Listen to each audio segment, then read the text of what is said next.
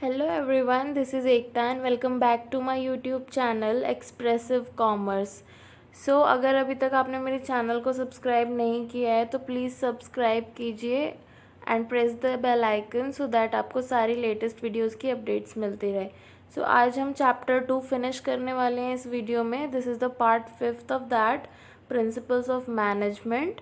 और इसमें हम पढ़ेंगे कुछ सिमिलैरिटीज़ और कुछ डिससिमिलैरिटीज़ यानी कि differences between Taylor and Fayol's work. आइए स्टार्ट करते हैं कुछ सिमिलैरिटीज़ के साथ. फेयोल और टेलर में डिफरेंसेस तो हम काफ़ी सारे निकाल सकते हैं, लेकिन कुछ सिमिलैरिटीज़ भी हैं जिनको पढ़ना हमारे लिए ज़रूरी है. The first is that it is the solution to managerial problems. यानी कि टेलर और फेयोल दोनों ने ही मैनेजरियल प्रॉब्लम्स को ध्यान में रखते हुए अपने प्रिंसिपल्स दिए और अपनी टेक्निक्स दी. यानी कि managerial problems which are related to the levels of management, right.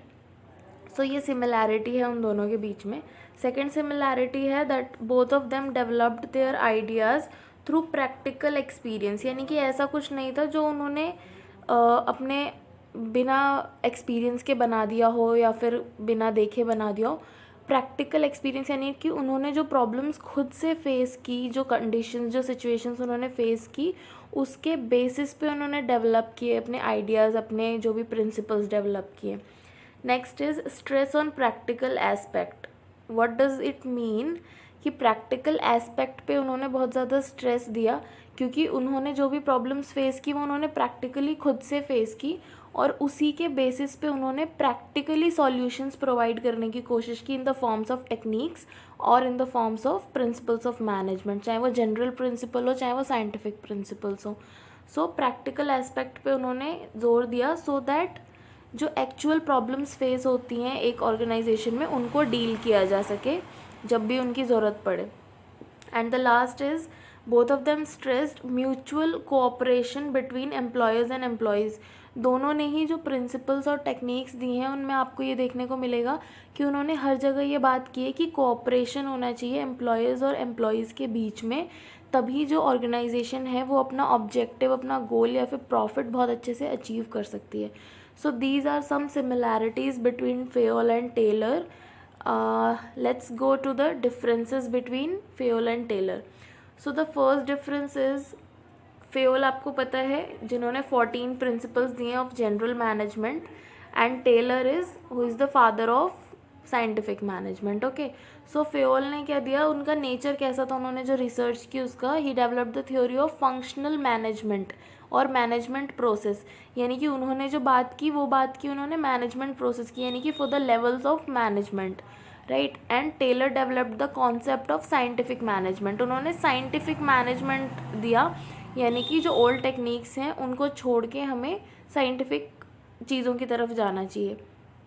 Second is कि फेयोल का कंसर्न क्या था कि मैनेजमेंट की एफिशिएंसी को बढ़ाया जाए.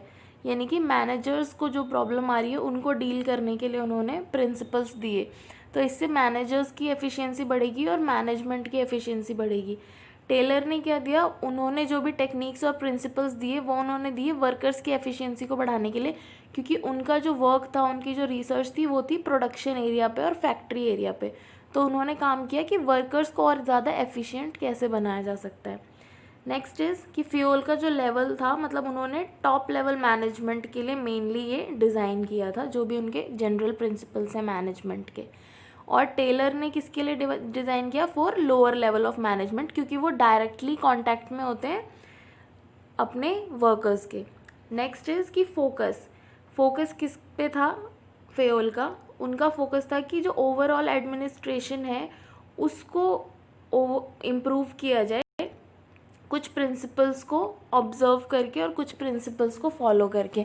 यानी कि जब टॉप लेवल मैनेजमेंट के लिए उन्होंने प्रिंसिपल्स बनाए, तो जब टॉप लेवल मैनेजमेंट अच्छे से काम करेगा तो automatically administration will be working good, right. And Taylor ने क्या किया, टेलर ने किया for increasing productivity through work simplification was the main focus.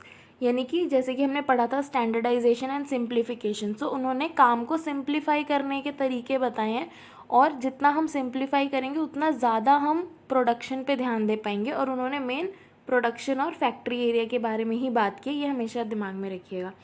Next is key personality. He developed the personality of a researcher and practitioner and was called as father of general management. जो Fayol है उनको हम father of general management कहते हैं, लेकिन जो Taylor है उनको हम फादर ऑफ साइंटिफिक मैनेजमेंट कहते हैं, क्योंकि उन्होंने हमें साइंटिफिक प्रिंसिपल्स दिए हैं मैनेजमेंट के। मेजर कंट्रीब्यूशन क्या था फेयोल का, was to produce a systematic theory of management with the help of 14 principles of general management. उन्होंने एक सिस्टमेटिक थ्योरी दी ऑफ जनरल मैनेजमेंट जो हर टाइप की ऑर्गेनाइजेशन में यूज़ किया जा सकता है। और फेयोल टेलर ने दिया हमें एक बेस प्रोवाइड किया उन्होंने, अकम्पलिशमेंट फॉर प्रोडक्शन लाइन। उन्होंने अपनी न्यू और साइंटिफिक टेक्निक्स के साथ हमको ये बताया कि हम कैसे प्रोडक्शन एरिया या फिर फैक्ट्री एरिया को और भी ज़्यादा एफिशिएंट बना सकते हैं और प्रोडक्शन को इंक्रीज़ कर सकते हैं, इसके साथ साथ वर्कर्स की एफिशिएंसी को भी बढ़ा सकते हैं। नेक्स्ट है जो फेयोल की मैनेजमेंट है, उसमें उन्होंने ह्यूमन एलिमेंट को कहाँ रखा है। So he gave due emphasis to human element by suggesting principles like equality, initiative and fair remuneration. So उन्होंने ह्यूमन एलिमेंट यानी कि जो एक्चुअली रिसोर्सेज हैं, ह्यूमन रिसोर्सेज, उनको बहुत ज़्यादा इम्पॉर्टेंस दी है अपने प्रिंसिपल्स में। जैसे एक इक्वालिटी का प्रिंसिपल है कि सबको इक्वल फेयर ट्रीटमेंट मिलना चाहिए। इनिशिएटिव यानी कि जो भी हमारे एम्प्लॉयज़ काम कर रहे हैं उनको इनिशिएटिव, अपने आइडियाज़ शेयर करने की आज़ादी होनी चाहिए। फेयर रेम्यूनरेशन, उनका जो रेम्यूनरेशन है, सैलरी, वेजेस, ये सब बहुत अच्छा होना चाहिए सो दैट वो अपना क्वालिटी ऑफ लाइफ मेंटेन कर सकें। सो उन्होंने ह्यूमन रिसोर्स पे, ह्यूमन एलिमेंट पे बहुत ज़्यादा ध्यान दिया है। लेकिन वहीं पर टेलर ने क्या किया है, he ignored the human element and emphasised more on increasing productivity. आपको पता है प्रोडक्टिविटी कौन करता है, यानी कि प्रोडक्शन कौन करता है, वर्कर्स करते हैं, तो वो ह्यूमन एलिमेंट है। लेकिन इन्होंने ह्यूमन एलिमेंट को इग्नोर करते हुए सिर्फ प्रोडक्शन बढ़ाने के ऊपर ध्यान दिया कि वर्कर्स की एफिशिएंसी को बढ़ाइए और आपका प्रोडक्शन अपने आप बढ़ जाएगा। उन्होंने ये ध्यान नहीं दिया कि वर्कर्स अगर बहुत ज़्यादा काम करेंगे तो हो सकता है कि वो थक भी जाए, या फिर सेम काम बार बार करने से या बहुत ज़्यादा उन पर एम्फोसाइज करने से हो सकता है कि उनकी एफिशिएंसी कम भी हो जाए। तो इस चीज़ पर इन्होंने ध्यान नहीं दिया और इसको इग्नोर किया इन्होंने ह्यूमन एलिमेंट को। Next is rigidity and flexibility. जो फेयोल के प्रिंसिपल्स हैं वो फ्लेक्सिबल हैं, यानी कि वो जनरल मैनेजमेंट के प्रिंसिपल्स हैं, और अगर सिचुएशन चेंज होती है, यानी कि जैसे कि चेंजिंग एनवायरनमेंट के अकॉर्डिंग, या फिर हमारा इंटरनल एक्सटर्नल एनवायरनमेंट ऑर्गेनाइजेशन का चेंज होता है, तो उसके अकॉर्डिंग ही हम उन प्रिंसिपल्स में थोड़ा सा चेंज करके उनको यूज़ कर सकते हैं। फ्लेक्सिबल प्रिंसिपल्स दिए हैं उन्होंने। लेकिन टेलर ने रिजिड, मतलब वो अपने जो अप्रोच है उनकी उसमें वो रिजिड रहे, और उन्होंने कहा कि जो भी फिक्स्ड स्टैंडर्ड्स हैं उसमें कोई भी ज़रूरत ही नहीं है, बिल्कुल मतलब डेविएशन की या चेंज की ज़रूरत ही नहीं है। उन्होंने जैसे कहा है वैसे ही वो यूज़ होने चाहिए साइंटिफिक प्रिंसिपल्स। एप्लीकेबिलिटी क्या है फेयोल के जनरल प्रिंसिपल्स की, it is applicable to business as well as non business organisation. और हमने पढ़ा था कि जो नेचर है जनरल मैनेजमेंट प्रिंसिपल्स का वो है यूनिवर्सल नेचर है, यानी कि वो किसी भी टाइप के ऑर्गेनाइजेशन में यूज़ किए जा सकते हैं, चाहे वो रिलीजियस हो, चाहे वो सोशल ऑर्गेनाइजेशन हो, चाहे वो कोई सी भी ऑर्गेनाइजेशन हो, वहाँ पे आप उसको यूज़ कर सकते हैं यूनिवर्सली। लेकिन जो टेलर के प्रिंसिपल्स हैं वो स्पेशली प्रोडक्शन और मैन्युफैक्चरिंग एरिया के लिए हैं, और वो स्पेसिफिक सिचुएशंस में ही यूज़ किए जा सकते हैं, क्योंकि हर ऑर्गेनाइजेशन में प्रोडक्शन का काम नहीं होता। कुछ ऑर्गेनाइजेशंस होती हैं वो ट्रेडिंग के लिए बनी होती हैं, या कुछ शॉप्स हैं, तो हर जगह पे जनरल प्रिंसिपल्स यूज़ हो सकते हैं, लेकिन साइंटिफिक प्रिंसिपल्स जो हैं वो हर जगह यूज़ नहीं हो सकते, सिर्फ वहीं यूज़ होंगे जहाँ पर प्रोडक्शन या मैन्युफैक्चरिंग की बात होगी। सो वो एक स्पेसिफिक सिचुएशन में यूज़ होते हैं।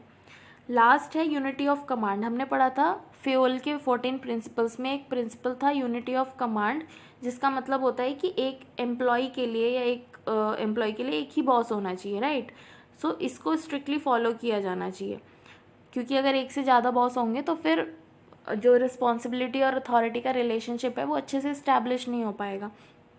लेकिन टेलर ने क्या कहा, उन्होंने इस प्रिंसिपल को फॉलो ही नहीं किया, बल्कि उन्होंने एटलीस्ट 8 बॉसेस बताए हैं हमको, जो हमने फर्स्ट टेक्निक पढ़ी थी उनकी फंक्शनल फोरमैनशिप की। उसमें आपने देखा होगा स्पीड बॉस है, गैंग बॉस है, डिसिप्लिनेरियन है, और भी बहुत सारे लोग हैं। तो टोटल 8 बॉसेस एटलीस्ट, यानी कि जितने वर्कर्स काम कर रहे हैं उन वो सब के सब एटलीस्ट 8 बॉसेस को रिपोर्ट कर रहे हैं, 8 बॉसेस उनके ऊपर नज़र रख रहे हैं, उनको सुपरवाइज कर रहे हैं।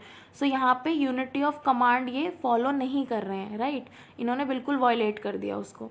So this is it for today's video guys. अगर आपको इनके बीच का डिफरेंस समझ में आया है, आई होप मैंने समझाने की कोशिश की है अच्छे से। अगर आपको किसी पॉइंट में कन्फ्यूजन है then you can write me in the comment box. और अगर आपको और कुछ पूछना है तो भी आप मुझसे कमेंट बॉक्स में पूछ सकते हैं। प्लीज़ सपोर्ट कीजिए guys so that I can make more such videos. और मेरे चैनल को सब्सक्राइब कीजिए and thank you so much for watching. Bye bye, take care.